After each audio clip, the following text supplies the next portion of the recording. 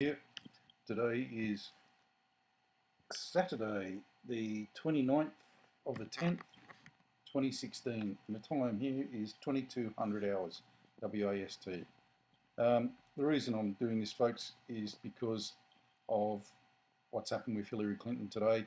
Obviously, major news. Is it good news? Yes, it is. Is it bad news? Yes, it's probably worse. Look, as you all know, these people are sociopaths and just crazy to the hilt. Now, they are not going to go down without a fight. If you think they're not, you're crazy.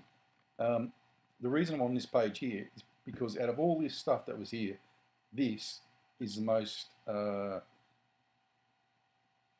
galvanizing out of all of them. Joint Chiefs plead with troops not to join anti-government revolution. This is true, folks. If Hillary steals the 2016 election, out of all these, that there is the most important video to watch on the next news network.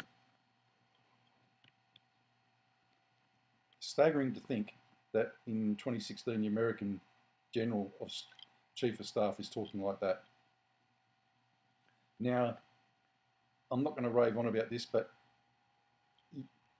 you now need to know that this is falling apart badly. This is going to affect the markets. This is Bitcoin at the moment, which is taking off. They've always said that Bitcoin will be the first one to go, and then gold and silver will follow. This has gone up about $100 already, and it's just going up and up and up. So it's, as we know it, it's all over.